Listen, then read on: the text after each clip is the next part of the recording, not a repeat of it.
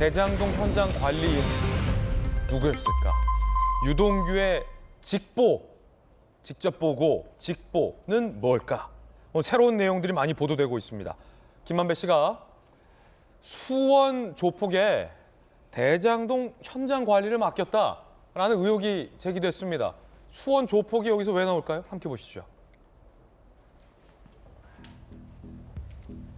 김만배, 수원 조폭의 대장동 현장 관리. 성남의 뜰이 A사와 대장동 현장 관리 용역 계약을 했는데 이 검찰 조사했는데 이 A사의 대표가 수원 최대 폭력 조직 조폭 간부의 둘째 딸로 확인. 용역 체결 6개월 전 설립돼 대장동 의혹 불거진 후 폐업. 그러니까 맞춤 회사였다 이거죠. 화천대유 김만배가 대주주로 있죠. 39억 원을 지급했다. 그러면 두 가지겠죠.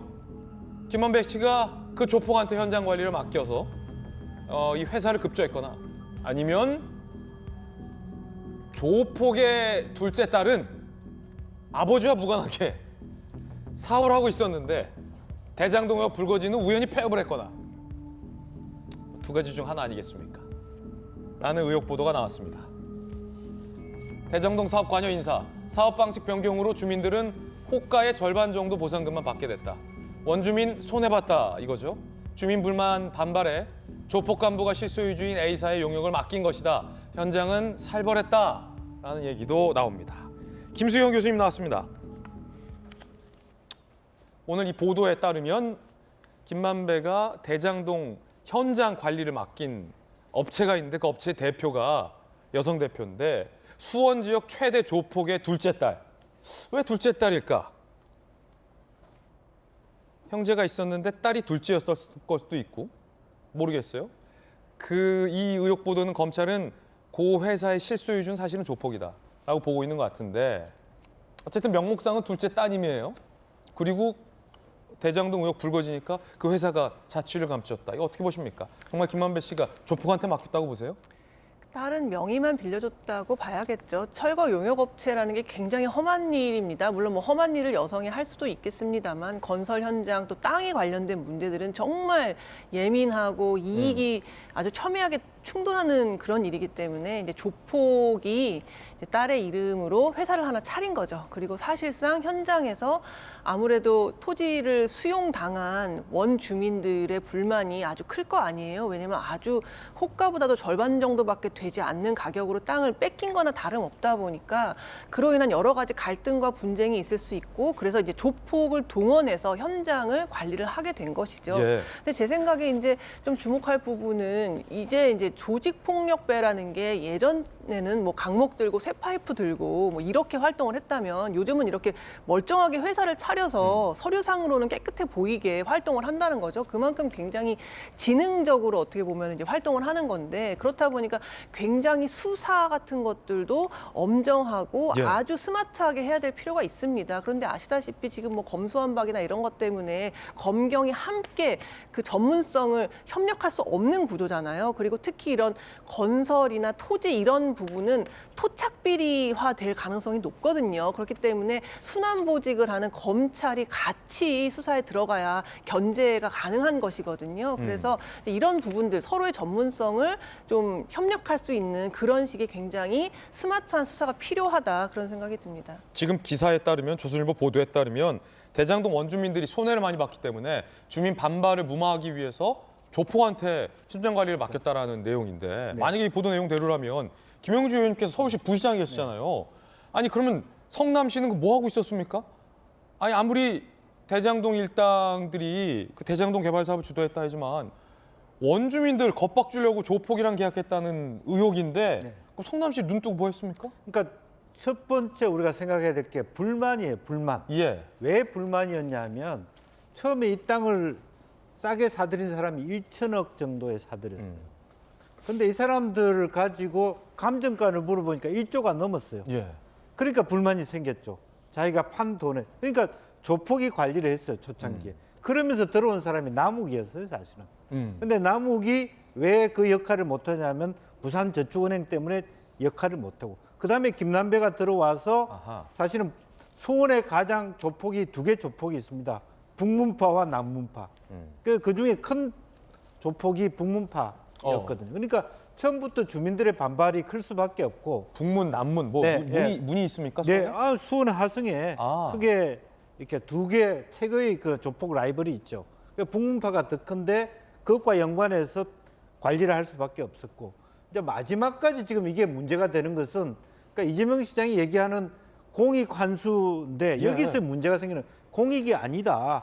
그 많은 돈을 회수해서 다시 돌려줘야 될 게 원주민이다. 여기서 지금 논의가 되는 거예요. 원래 1조짜리 땅을 갖다가 시가 너무 싸게 10%에 가져간 거예요. 그걸. 이제 그런 문제들이 여전히 요 안에서 딸려 있는 거고, 그렇기 때문에 계속적으로 원주민들이 불만을 살 수밖에 없고, 말하자면 이시종친회가 불만을 갖고 있고, 뭐 수원 전체가 그렇게 돼 있었기 때문에 이런 문제가 생겼다는 거고, 이제 그런 과정에서 결과적으로는 성남 도계공을 만든 거 아닙니까? 원래는 용인 도계공을 만들 때 문제가 많아서 못 만드는데, 그렇게 만들어서 저 문제를 해결하다 보니까 결과적으로는 시청 공무원들은 불만이 생길 수밖에 없죠. 우리로 보면은 뭐 이부 시장이 전체를 통과해서 도시계획위원회에 넘겨서 전체 프로세스를 가야 되는데 그게 거의 없이 유동규한테 다 갔단 말이에요. 그러면서 이 사단이 난다, 그렇게 봐야 될 것 같습니다. 예, 서울시 부시장으로 계셨으니까 저렇게 조폭한테 현장 관리 맡기고 39억이나 줬는데 시에서는 터치를 안 합니까? 그러니까 관리 감독해야 되는 거 아닙니까? 그것이 처음부터 거의 뭐 형식은 시가 하는 거지만 실질적으로는 아웃소싱이 됐다는 증거 아니겠습니까? 이제 그런 면에서 아마 시에서는 많은 불만이 있었을 거예요. 시 관계자들은. 근데 그것이 사내기관이 전체적으로 역할을 다 했기 때문에 눈 감아줬다, 이렇게 밖에 말할 수 없는 것 같아요. 그렇군요. 김연아 의원님, 예전에는 재개발 사업할 때 특히 이제 뭐 철거할 때 용역업체들이 많이 좀 폭력을 휘두르긴 했는데, 제가 알기로는 요즘 한 21세기에 대명천지 재개발 사업할 때 이 조폭들이 얼씬거리거나 예전처럼 뭐 강목 들고 현장 누비고 이런 거 다 불가한데, 요건은 뭐 꼭 강목은 들지는 않았겠습니다만 조폭의 그림자가 나온다, 이런 의혹 보도요. 어떻게 보세요? 도시개발 전문가시잖아요. 예, 이 대장동 사건을 제가 보면은 공공개발 사업, 특히 이제 민간과 공공이 같이 해서 공익성을 추구했다는 탈을 썼지만, 사실은 이것은 거의 개발 조폭들이 이 사업을 전부 다 진두지휘한 정말 양면이 다른 사업입니다. 민간 개발 사업으로 했으면 원래 이 사업은 환지 방식이라고 해서 토지 소유자들이 다 보상을 받는 게 아니라 개발된 이후에 땅으로 돌려받는 조건이 일부 포함되어 있었습니다. 그런데 이게 성남시가 51% 지분을 가져가면서 모양만 공공민간이라는 방식을 썼지만 강제 수용을 하게 되죠. 그러다 보니까 토지 소유자들이 굉장히 헐값에 토지를 빼앗긴 겁니다. 근데 이걸 끌고 가려니 공공이란 이름이 있으니까 주민들이 가만히 안 있었겠죠. 그런데 공무원들이 가서 주민들을 만나면 쉽지 않습니다.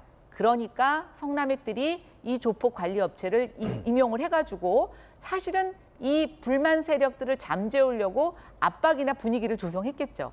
마을 사람 한두 사람 이렇게 포섭해서 분위기 몰아가면 반발을 갖고 있는 주민들이 말을 못 냅니다. 저는 상당 부분 그렇게 했을 거라고 보고 있고, 그다음에 이런 용역업체가, 이 업체는 사실은 대장동 사건이 불거지면서 폐업을 하게 되는데요.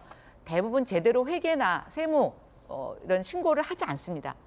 39억을 줬다는데 정말 저에 적합한 인원이 투입이 된 건지, 아니면 저건 역시 자금을 은닉하기 위해서 또는 자금을 세탁하기 위해서 형식적으로만 준 계약인지도 알 수 없는 사건이죠. 예, 자, 아직은 의혹 보도 단계다라는 말씀 드리겠습니다. 현장 반론이 있으면 바로 보도해 드리겠고요.